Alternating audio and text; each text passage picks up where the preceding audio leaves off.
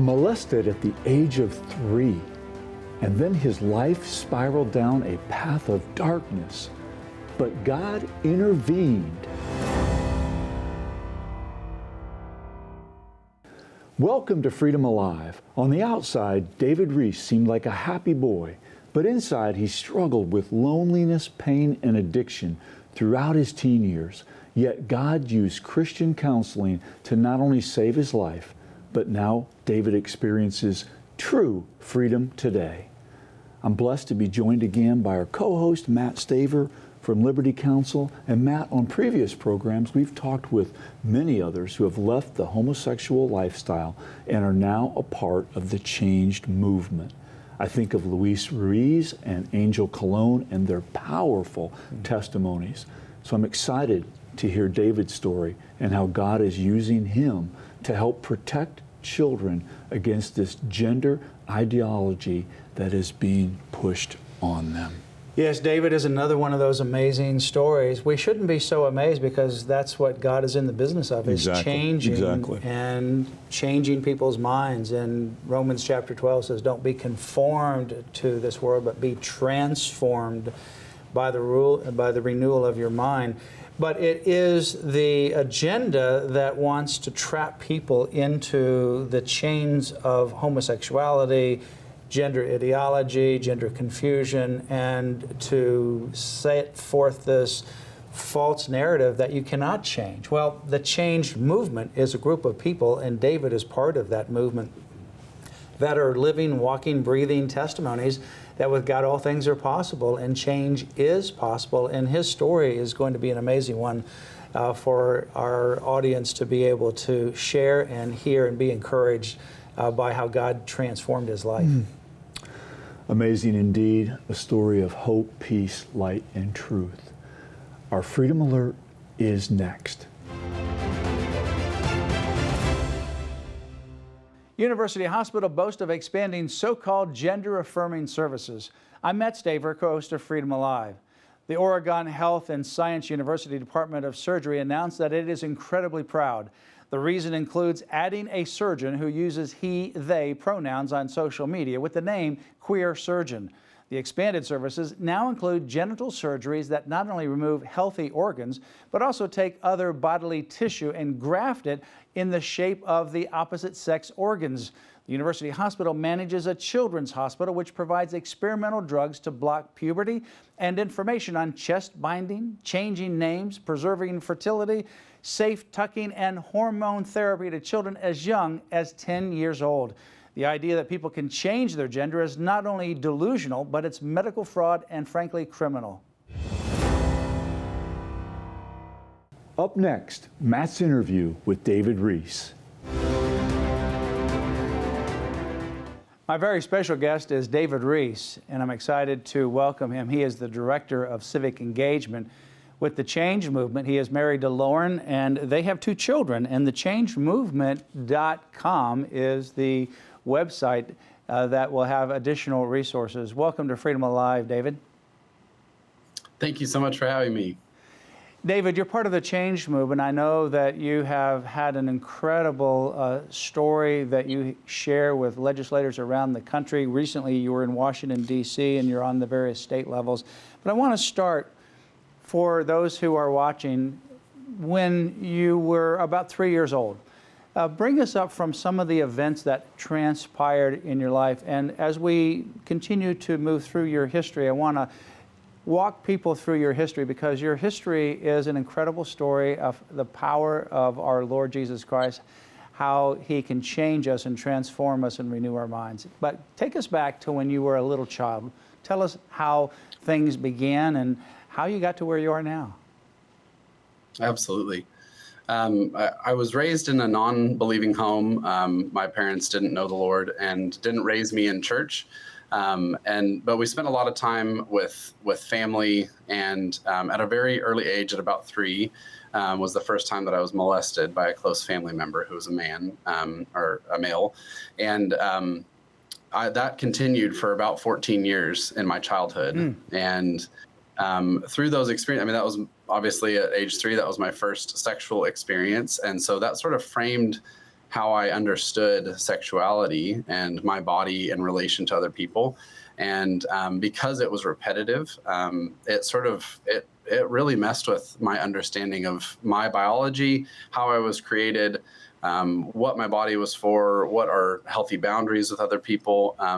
And so from a really early age, I felt attraction to other boys.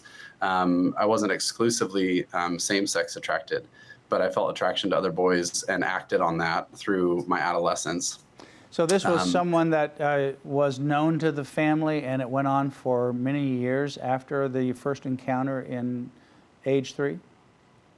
Yes, that's correct. Did anybody else know about this? I have my suspicions that they did. As I've gotten older, I've had some more open conversations with my parents about it. And the narrative in my household was that experimentation was a normal part of a young boy growing up, and that to do things with another boy was a completely normal thing in development.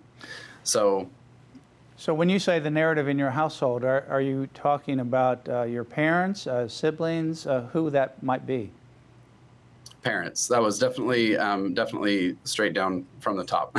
Wow. So my sibling, my sister and I never really discussed what was going on. Although I feel she was aware of it at that age. She doesn't have any memories of that. We've talked now. She's older than me, and but we haven't established if she remembers what that was like for us as kids. But my parents definitely were very. They had a very broken sexual background, and so that was what I knew, and that was the framework. I mean, I grew up, when I got sick, I would watch the movie Pretty Woman with Julia Roberts. You know, there wasn't much sheltering me from the things of the world, and there's a myriad of reasons why I believe that happened as I was growing up. So, and from your story, you got molested at age 3, started having some attractions to other boys as early as age 4. This continued to go on for a number of years. In high school, I understand from your story, you got addicted to pornography and had encounters with other boys as well. Your story, David, is one obviously of brokenness that happened, a tragedy that is just unspeakable. But I want to get to the brighter side of that story. But for people that are listening, I want them to understand as well what's behind some people's actions, because we could have encountered you at a different time of your life prior to the time that you accepted Jesus Christ, is oftentimes a person who's broken and who's hurt. Talk a little bit about that as you were going through this process. Yeah. So, like, I was molested at an early age, and then I was around other boys who were, not raised in the church and were sexually curious. And there were things that were going on at sleepovers and other closed door late night events that were inappropriate and not okay. And at 11 is when I was introduced to pornography at a friend's house at a sleepover. And so from that point on, I grew up in the 90s. So the internet was slow, and I lived out in the country. I didn't have internet at home. So it was every time I went over to a friend's house, I was looking to get on the computer and look at pornography. As I went through middle school, so starting at about age 11 or 12, I started being made fun of because I was very expressive and outgoing and energetic, and paired that with all of my adverse childhood experiences and my attraction to other boys. I was definitely effeminate, and I definitely acted like one of the girls. I didn't fit in with the guys. I was very disconnected from my dad and did not have a strong relationship with him. So I didn't identify much with the males that were my peers. I just knew that they had something, they had a masculinity that I didn't have, and I wanted to get it from them as much as I could. So in middle school, I started being bullied I would receive all sorts of input from my peers about what they thought about the way that I dressed or the way I looked or the way I talked, and that I was gay or, homo or whatever derogatory terms back then that kids used. And that lasted through middle school. towards the end of middle school, I ended up, there was an older boy who was a year older than me. He was in high school, and he had somehow met me and was attracted to me. And so there was sort of this predatory relationship that was happening from this high schooler to me as a middle schooler. And I was really confused. And I still didn't know the Lord, hadn't met him yet.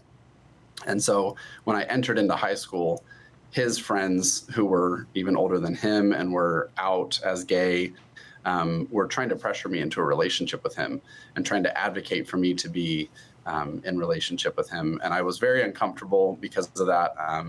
And that was a shining moment with my parents. My mom, I remember stepping up and actually talking with the principal. We had a cease and desist or something similar to that issued against one of the older boys that was trying to pressure me. And so some of that stopped, but it created this big rift between me and the people that I was friends with because they couldn't understand why I wouldn't just date him. So at age 15, not knowing the Lord, I made a decision. While I had a few friends who were coming out as gay, but at 15, I still didn't know the Lord, and I said, there's something that doesn't feel right about this. It doesn't feel congruent with who I am. I feel like there's more to this, and I need to explore what the more is. And then it was just within a year after making that decision that I met the Lord.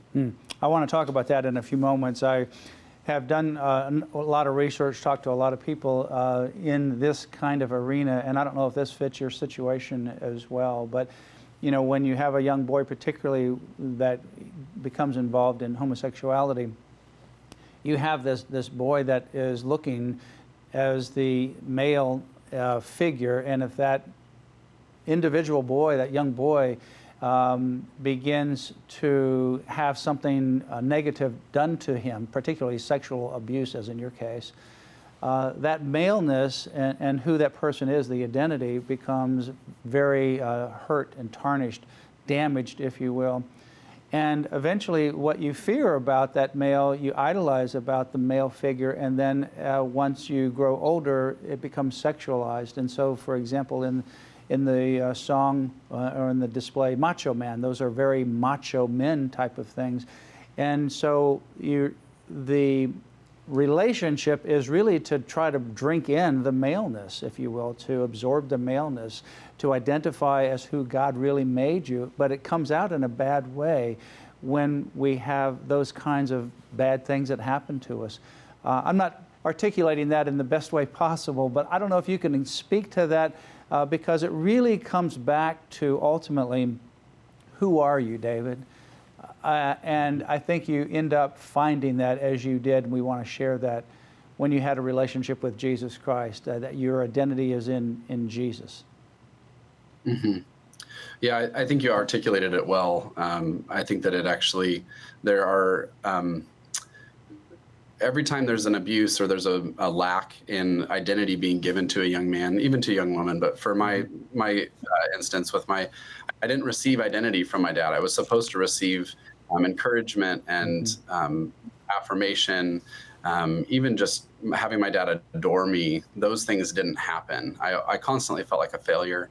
And then I was very scrawny and very slight in my build. And then I was very artistic. I'm very musical.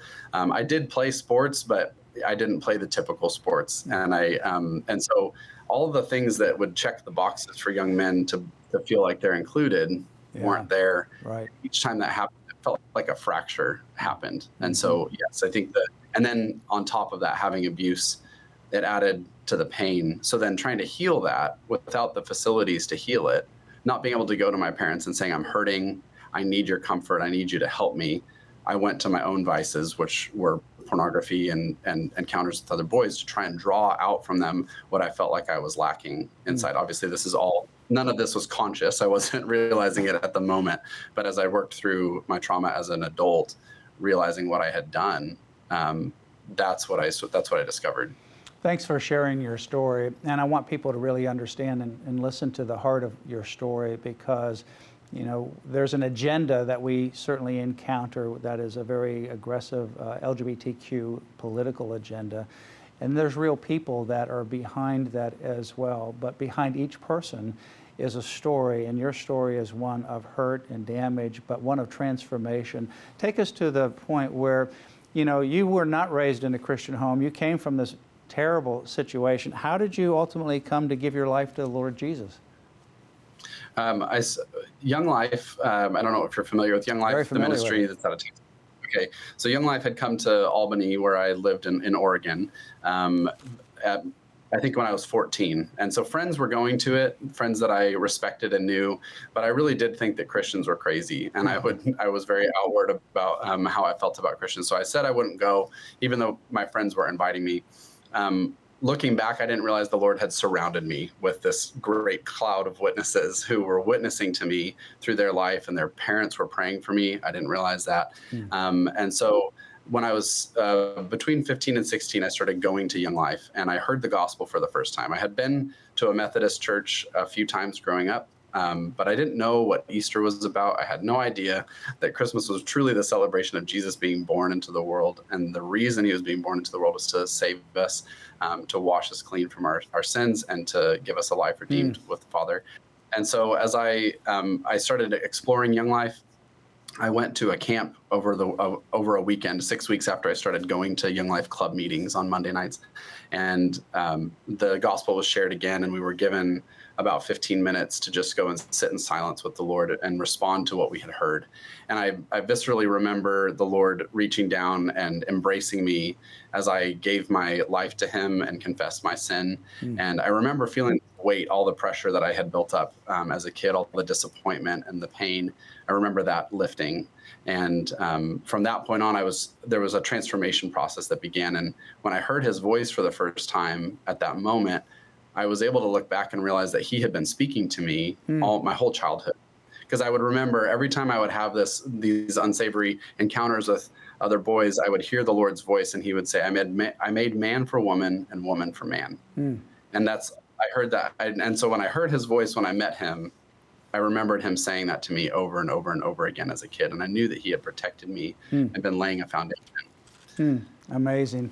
You know, never ever give up on someone, no matter the exterior, what it looks like. Never ever give up. With God, all things are possible. And your story is that clearly there is possibility for anything in relationship with Jesus Christ. So that was about age 16 that you encountered Young Life, and then through that ultimately encountered the gospel and gave your life to Jesus.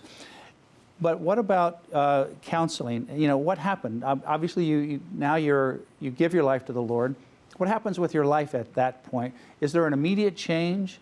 Did you have to go through counseling? Were you able to receive counseling? And if so, how did that counseling impact your life? Absolutely.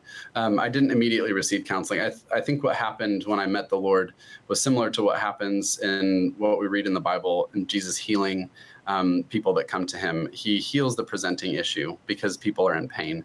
They're lacking. They don't have community. They're ostracized, etc. And I believe he healed those presenting issues and said, this bigger issue needs some different covering, and we're going to wait on it. So my attractions faded from that point. So from 16 to about 20, my attractions faded.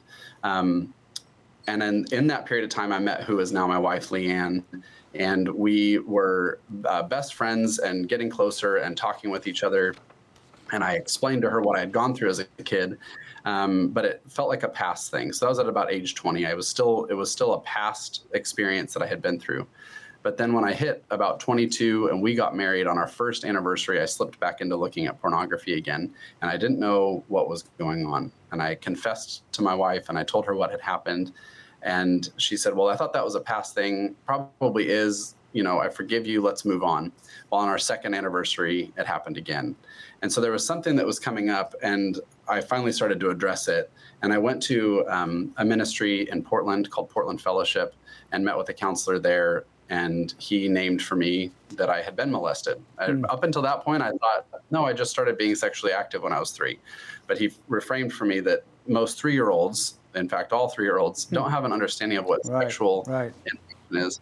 So from that point, he referred me to another counselor, and I received counseling for 2 years from a private licensed family therapist.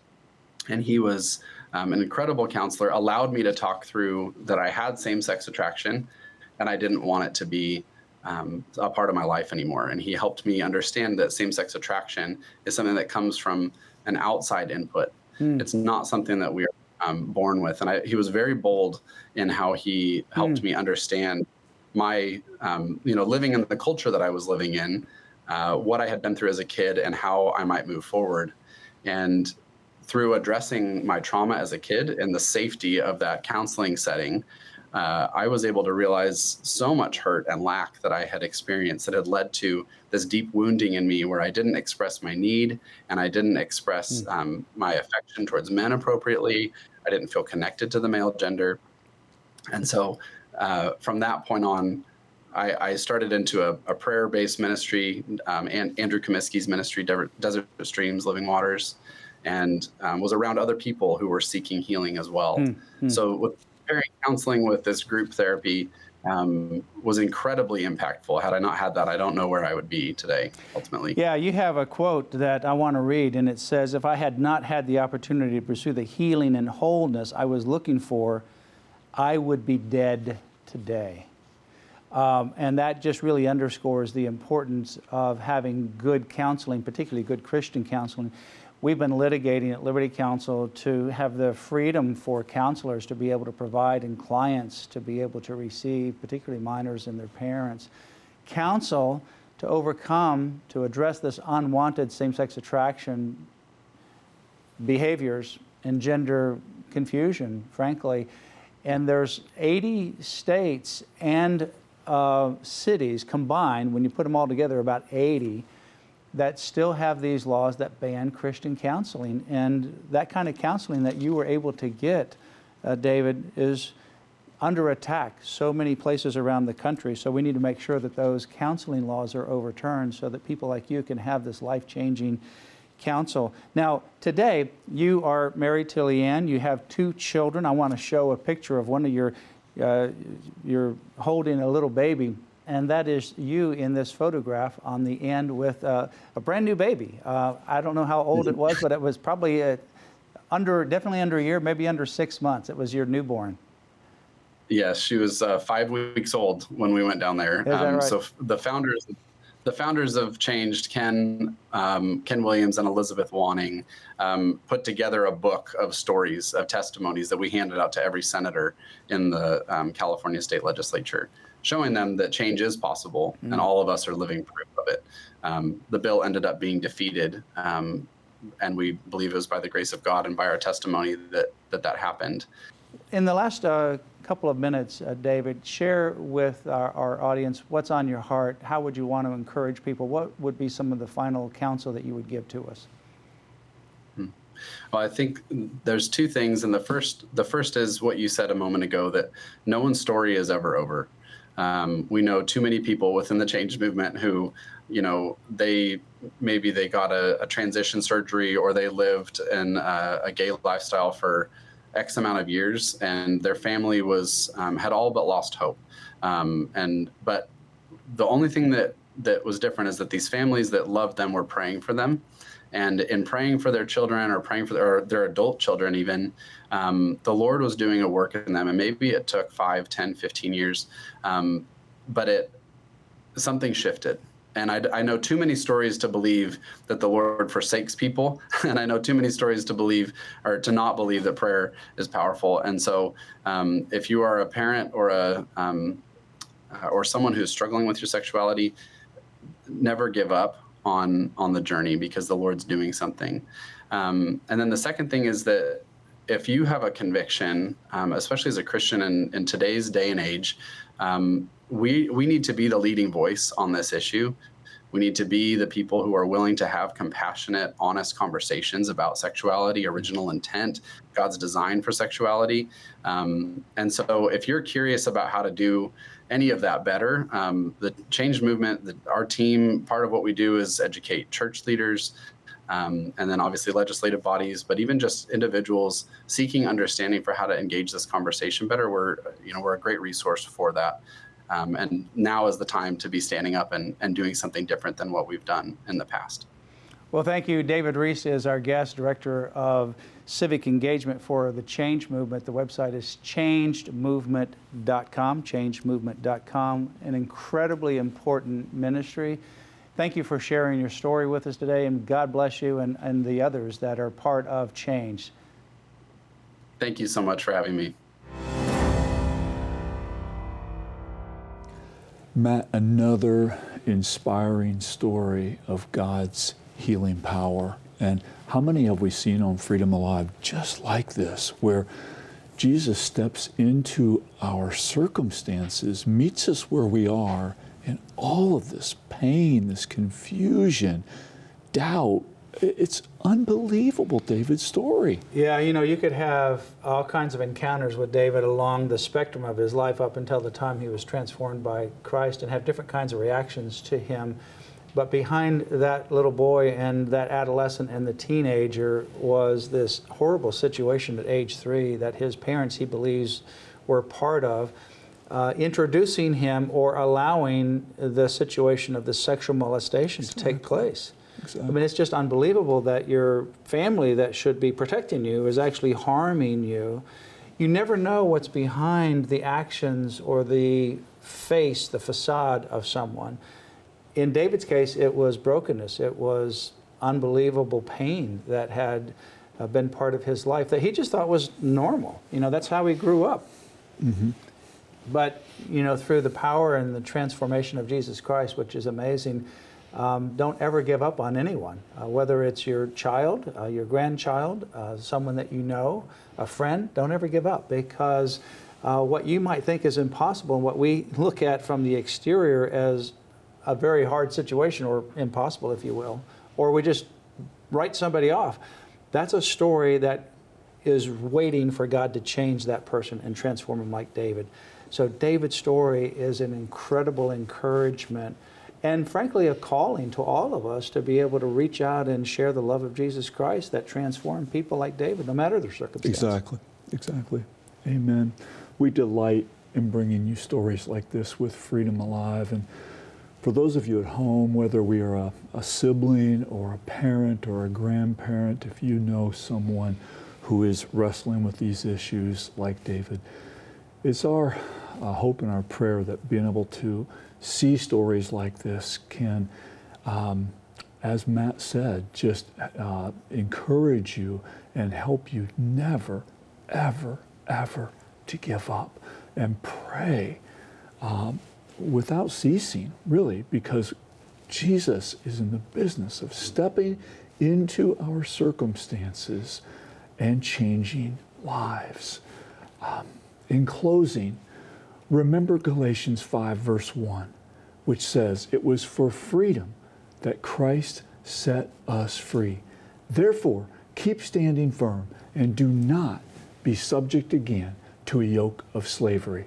Our freedom is a gift from our Creator. We must never forget that and always protect it. So join us here next time, where you will hear victories as well as ways you can stand up for your priceless freedom.